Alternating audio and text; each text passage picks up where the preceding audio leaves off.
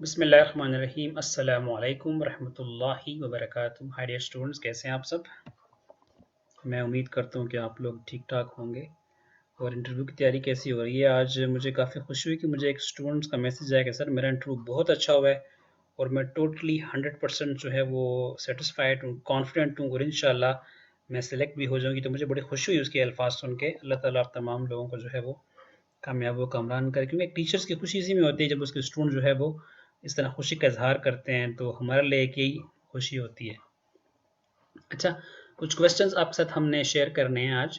Which graph detect median and which graph detect mode. अच्छा, आपके पास वो कौन सा ग्राफ है जिसको इस्तेमाल करके आप किसी भी डेटा का जो है वो मीडियन पॉइंट जो है वो सर्च आउट कर सकते हैं। तो हमारे पास एक ग्राफ है जिसको हम ऑगिव कर्व के नाम से जानते हैं। ऑगिव कर्व एक ऐसा ग्राफ है जिसको इस्तेमाल करके आप किसी भी डेटा का जो है वो मीडियन जो है वो क्या कर सकते हैं, देख सकते हैं। ठीक है, उसके मीडियन को जो है वो आप हाईलाइट कर सकते हैं। ठीक है। अच्छा, फिर वो पूछता है कि कोई ऐसा ग्राफ है जिसको इस्तेमाल करके हम डेटा का मोड निकाल सकते हैं। तो बिल्कुल ऐसा है। जब आप हिस्टोग्राम बनाते हैं तो हिस्टोग्राम जब आप बना लेते हैं तो जब आप उसको गौर से देखते हैं, कंसंट्रेट करते हैं, तो वो रेक्टेंगल जो तमाम से हाईएस्ट होता है, लार्जेस्ट होता है, डेफिनेटली उसी में आपका क्या छुपा होता है, मोड छुपा होता है। ठीक है। तो मोड जो है आप हिस्टोग्राम की एप्लीकेशन इस्तेमाल करके आप जो है मोड को भी डिटेक्ट कर सकते हो। ठीक है। What is dichotomous population in sampling. Sampling जब हम करते हैं और अगर आपकी पॉपुलेशन डाइकोटोमस होती है तो इसका मतलब क्या है। तो इसका तो कोई इतना मुश्किल मतलब नहीं है। देखिए, डाइकोटोमस पॉपुलेशन वो पॉपुलेशन होती है जिसमें जो एलिमेंट्स आ रहे हैं वो डुअल नेचर के आ रहे हैं। ठीक है। तो डेफिनेटली बाइनोमियल डिस्ट्रीब्यूशन के एप्लीकेशंस हैं, यानी ऐसी पॉपुलेशन है उसमें कुछ एलिमेंट्स गुड आ रहे हैं, कुछ एलिमेंट्स उसमें फॉल्टी आ रहे हैं, तो ट्राइकोटमस पॉपुलेशन है। ठीक है।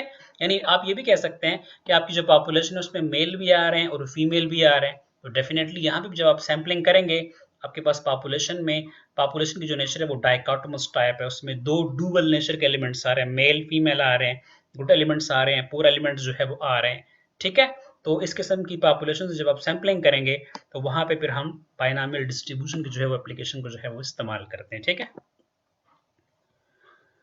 What is sampling fluctuation. ये सैम्पलिंग फ्लक्चुएशन क्या होती है, ये बड़ी इंपॉर्टेंट एक पॉइंट है। जब आप सेंट्रल टेंडेंसी में अक्सर एवरेजेस की जब आप मेरिट्स एंड डिमेरिट्स पढ़ रहे होते हैं तो उसमें अक्सर लिखा हुआ आता है कि arithmetic mean is affected by sampling fluctuations while on the other hand median is unaffected by sampling fluctuations। तो इसका मतलब ये है कि अगर आप किसी पॉपुलेशन से सैंपल लेते हैं और सैंपल टू सैंपल अगर रिजल्ट जो है वो ज्यादा वेरी नहीं कर रहे तो फिर हम कहते हैं कि सैम्पलिंग फ्लक्चुएशंस इतनी नहीं है। फॉर एग्जांपल, मैंने 3 सैंपल लिए और उसका मैंने अरिथमेटिक मीन निकाला। तो फर्स्ट सैंपल का मीन लेट सपोज 10 आ रहा था, सेकंड सैंपल का मीन लेट सपोज 12 आ रहा था और जो थर्ड सैंपल था उसका मीन लेट सपोज 15 आ रहा था। तो इसका मतलब ये है कि सैंपल टू सैंपल जो रिजल्ट्स हैं वो इतने चेंज नहीं हो रहे, इतनी वेरिएशंस नहीं आ रही।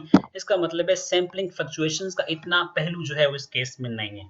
इसके बरक्स अगर हम देखें, अगर आपने 3 सैंपल लिए हैं, फर्स्ट सैंपल का अरिथमेटिक मीन आपके पास आ रहा है 10, सेकंड सैंपल का मीन आपके पास आ रहा है 89 और थर्ड सैंपल का मीन आ रहा है 35। तो यहां से पता चलता है कि भाई साहब सैम्पलिंग फ्लक्चुएशंस तो काफी ज्यादा है। सैंपल टू सैंपल तो है तो रिजल्ट तो बड़े अजीबोगरीब आ रहे हैं, बड़ी वेरिएशन इसमें आ रही है। तो this point is actually called sampling fluctuations. ठीक है।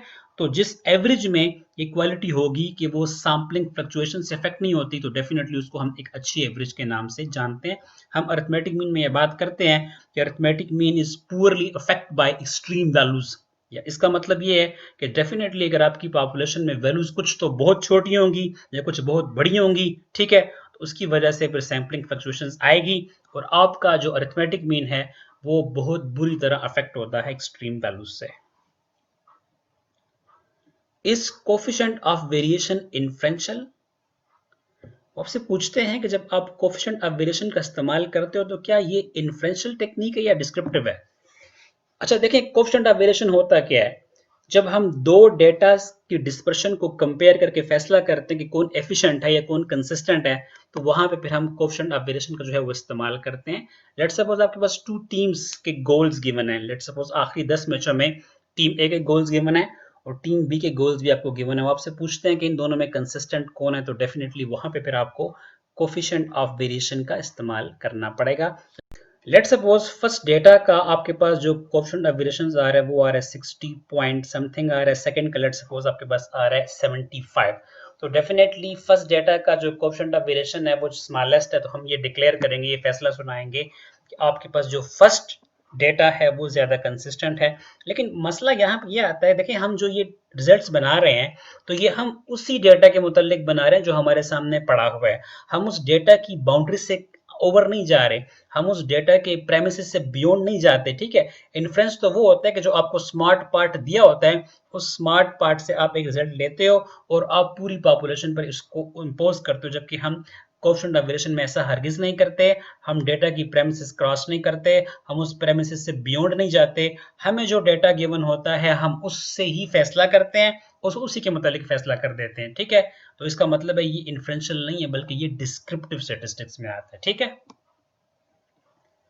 अच्छा, what is post stratifications and why to use it. ये पोस्ट स्ट्रेटिफिकेशंस क्या होती है, देखें जब हम स्ट्रेटिफिकेशंस करते हैं तो हमारे सामने सैम्पलिंग फ्रेम पड़े होते हैं, हमें पता चलता है कि यार हमारे पास तीन किस्म के जो है वो एलिमेंट्स आ रहे हैं, तो फर्स्ट नेचर के एलिमेंट्स को हम फर्स्ट स्ट्रेटम में रख देते हैं, सेकंड नेचर के एलिमेंट्स को हम सेकंड स्ट्रेटम में रखते हैं और थर्ड नेचर के एलिमेंट्स को हम थर्ड स्ट्रेटम में रखते हैं। लेकिन जब आपको स्ट्रेटम का सैम्पलिंग फ्रेम नहीं पता होता तो डेफिनेटली फिर आपके लिए मुश्किल होती है। तो फिर हम ऐसा करते हैं कि पॉपुलेशन से हम क्या करते हैं, एलिमेंट्स लेते हैं और उस एलिमेंट्स को हम देख लेते हैं, क्योंकि इसमें आपके पास जो है वो इन्फॉर्मेशन आपको पहले से पता होती है कि पॉपुलेशन जो है वो हेट्रोजीनियस है, तो हम हर एक एलिमेंट को जज करके हम उससे रेलेवेंट स्ट्रेटम में जो है उसको रिप्लेस कर देते हैं।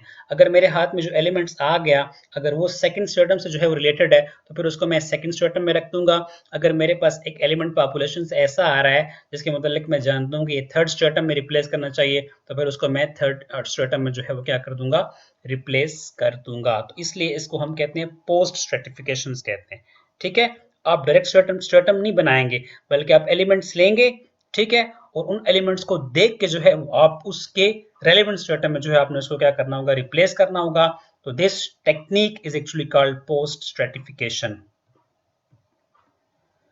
व्हाट इज ऑक्सिलरी रिग्रेशन, ये ऑक्सिलरी रिग्रेशन क्या होती है। तो ऑक्सिलरी के जो डिक्शनरी मीनिंग है ना वो है आरजी, ठीक है।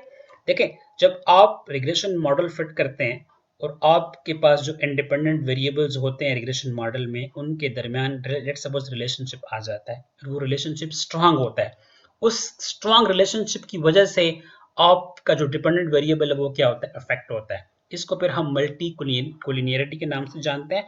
तो जब हम मल्टी कोलिनियरिटी को रिमूव करने जा रहे होते हैं तो हमारे पास एक रिमीडियल मेजर्स है जिसको हम ऑक्सिलरी रिग्रेशन कहते हैं। इसका इस्तेमाल करके जो है वो आप उन वेरिएबल्स का चुनाव करते हैं जो ज़्यादा डिस्टर्बेंस क्रिएट कर रहे होते हैं, जो ज़्यादा आपस में रिलेशनशिप बनाते हैं, उसको फिर हम क्या करते हैं, फिंगर आउट करके बाहर निकाल देते हैं, ठीक है। मतलब इसका ये है, लेट्स सपोज आपके पास तीन जो है प्रेडिक्टर्स हैं x1 x2 x3, तो हम आर्जी तौर पर झूठी मूठी की रिग्रेशन लाइन बना देते हैं, यानी x1 को हम डिपेंडेंट ले लेते हैं, x2 को हम इंडिपेंडेंट कर लेते हैं, एक रिग्रेशन लाइन फिट करते हैं ताकि हम देख सकें कि x1 की रिग्रेसिंग पावर कितनी है। अगर वो उसकी डिपेंडेंस ज्यादा है x2 के साथ तो फिर हम x1 को क्या कर देते हैं, डिलीट कर देते हैं, उस मॉडल से ही उसका खात्मा कर देते हैं ताकि हमें मल्टी कोलिनियरिटी जैसे ट्रस्टिक फैक्टर का जो है वो सामना न करना पड़े।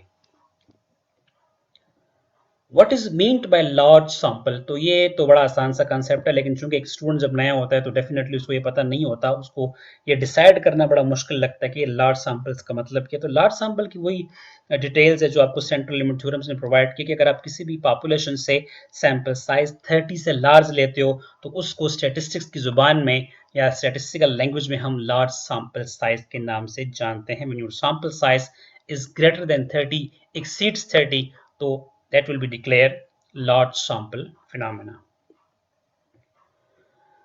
Which distribution is used in the selection of lecturer in Punjab Public Service Commission?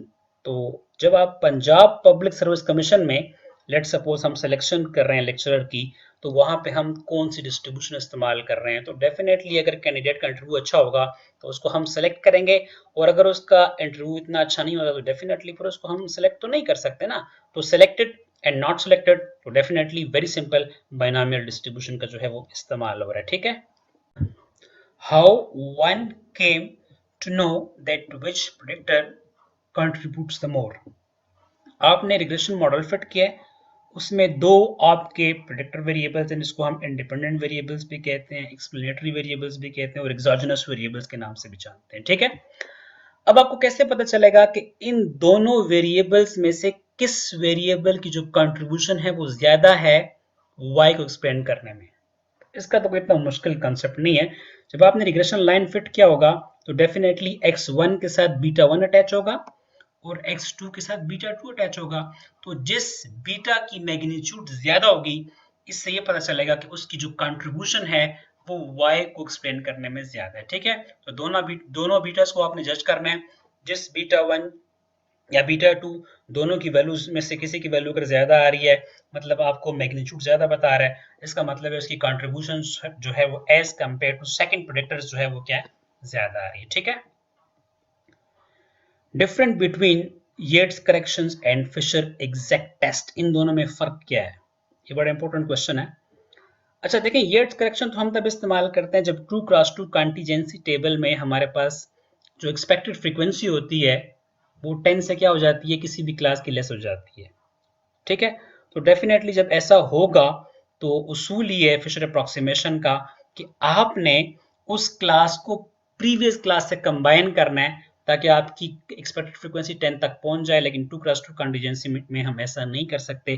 अगर हम ऐसा करेंगे तो हमारे पास जो डिग्रीज ऑफ फ्रीडम है वो 0 आ जाएगी, ठीक है।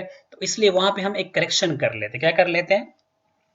करेक्शन इसलिए करते हैं कि आपके पास जो कॉन्टिजेंसी टेबल में जो डिस्ट्रीब्यूशन होती है वो डिस्क्रीट होती है और आप उसको काई स्क्वायर से कर रहे होते हैं, और काई स्क्वायर जो चूंकि एक कंटिन्यूस डिस्ट्रीब्यूशन है तो आपको एक कंटिन्यूटी करेक्शन करनी पड़ती है, यानी प्लस माइनस 1/2 जो है वो साथ लगाना पड़ता है। एग्जैक्टली वही ये करेक्शन है जो हम बाइनामियल से नॉर्मल में आते हुए करते हैं, ठीक है। अच्छा, फिशर एग्जैक्ट टेस्ट का क्राइटेरिया ये है कि 2x2 कंटीजेंसी टेबल में अगर आपके पास जो फ्रीक्वेंसीज हैं ऑब्जर्व वो काफी स्मॉलेस्ट हैं, ठीक है, काफी स्मॉलेस्ट फ्रीक्वेंसीज आ रही हैं, तो डेफिनेटली आपको वहां पे येट्स करेक्शन को अप्लाई करना पड़ेगा। लेकिन in case of very small frequencies, Yates correction का जो इस्तेमाल है वो ओवर करेक्शन में आ जाता है। वो करेक्शन आपके पास एक किस्म की ओवर हो जाती है, तो उससे बचने के लिए फिर हम फिशर एग्जैक्ट टेस्ट का इस्तेमाल करते हैं। क्या कहते हैं, ओवर करेक्शन की वजह से हमारे पास जो पी की वैल्यू है वो काफी लार्ज आ जाती है, ठीक है। तो फिशर एग्जैक्ट टेस्ट जो है वो हमें पी की जो है वो एग्जैक्ट वैल्यू प्रोवाइड करता है, इसलिए हम क्या इस्तेमाल करते हैं, फिशर एग्जैक्ट टेस्ट का इस्तेमाल। अच्छा, एक क्वेश्चन पूछा गया आज कमिश्नर के एग्जाम में कि which data is better when you have ungrouped and group data. आपके पास दो किस्म के डेटा गिवन है, उन दोनों में से कौन सा डेटा जो है वो ज्यादा बेटर है? तो अगर देखा जाए तो अनग्रुप डेटा जो है वो ज्यादा बेटर होता है, इसलिए कि वो अपनी असल कंडीशन में होता है, ठीक है, वो प्राइमरी कंडीशंस में होता है। जो ग्रुप डेटा होता है, एक्चुअली आपने ये बात पढ़ी होगी, जब हम डेटा को ग्रुप करते हैं तो उसमें ग्रुपिंग एरर आ जाता है, यानी ग्रुप की वजह से भी उसमें कुछ एरर आता है, ठीक है। और कई ऐसी इंफॉर्मेशन जो होती हैं हम ग्रुप में करने की वजह से जो है वो लॉस्ट कर जाते हैं, खो बैठते हैं। एक तो ये बात भी है, ठीक है। और एक और बात आप ये भी कर सकती हैं कि लेट सपोज अगर हमारे पास डेटा जो है वो ग्रुप्ड फॉर्म में, लेट सपोज डेटा हमारे पास अनग्रुप्ड है, तो उसको तो हम इजीली ग्रुपिंग कर सकते हैं, ठीक है। लेकिन अगर आपके पास डेटा ग्रुप्ड फॉर्म में, तो क्या उस ग्रुप डेटा को आप अनग्रुप में कन्वर्ट कर सकते हो? नहीं कर सकते, ठीक है, क्योंकि बड़ा इम्पॉसिबल सी कंडीशन बन जाती है कि आपको ग्रुप डेटा दे दिया जाए और आपसे पूछे कि इसको आप अनग्रुप कर लें, तो एक्चुअल इन्फॉर्मेशन हासिल करना बड़ा मुश्किल होता है।